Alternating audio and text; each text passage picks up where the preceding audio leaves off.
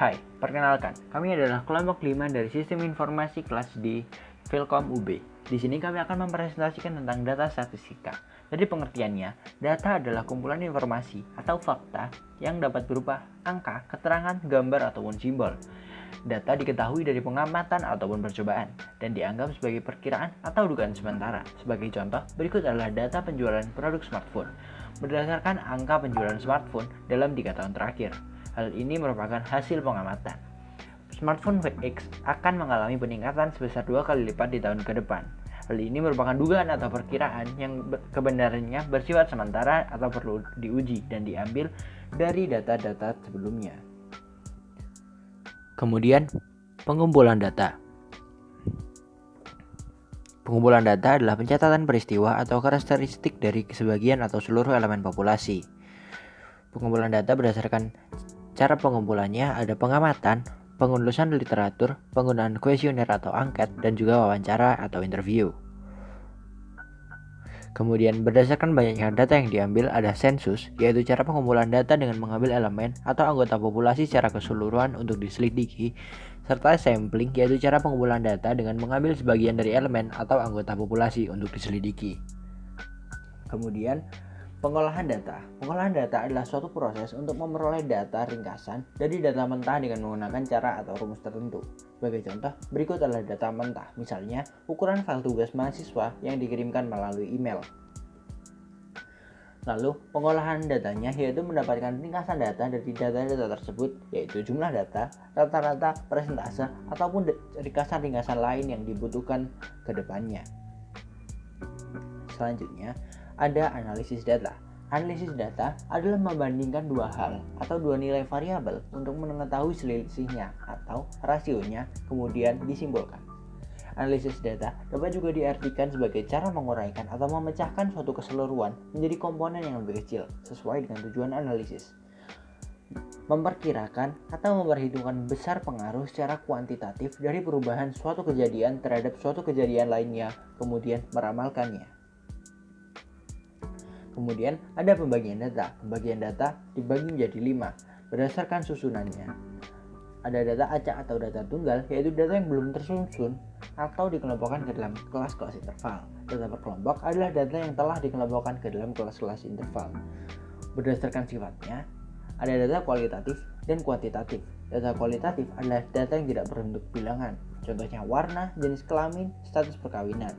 Lalu ada data kuantitatif, data yang berbentuk bilangan, contohnya tinggi, umur, jumlah, dan lain-lain.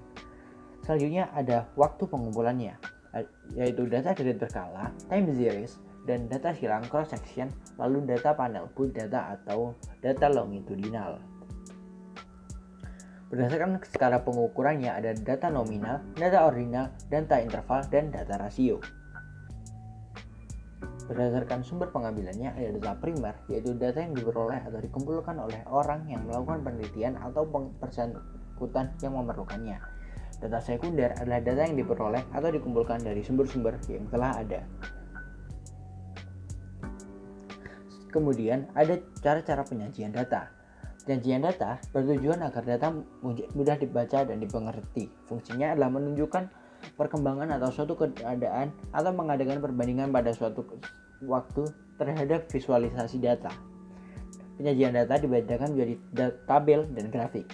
Di tabel adalah penyajian data dalam bentuk kumpulan-kumpulan angka yang disusun menurut kategori-kategori tertentu dalam suatu daftar.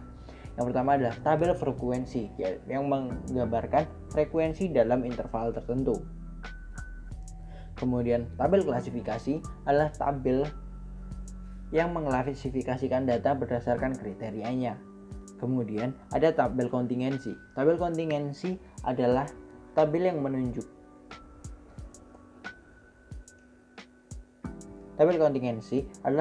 menunjukkan suatu kelompok dengan klasifikasi tertentu.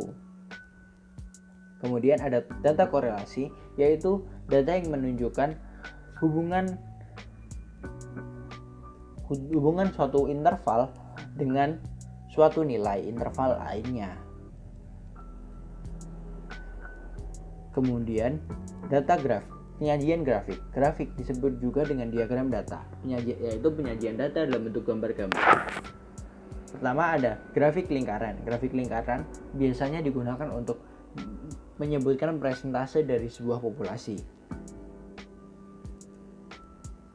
Lalu ada diagram mencar, yaitu data yang menunjukkan posisi-posisi data atas hubungan dua variabel. Lalu ada data kartogram atau bisa dilihat seperti data peta. Biasanya digunakan untuk menjelaskan jumlah populasi di suatu wilayah. Lalu ada data piktogram, yaitu yang menunjukkan jumlah anggota data berdasarkan kategorinya. Lalu ada grafik batang. Selanjutnya ada grafik garis lurus. Grafik garis lurus biasanya digunakan untuk menjelaskan perkembangan suatu data. Sekian yang dapat kami jelaskan mengenai data statistika. Terima kasih.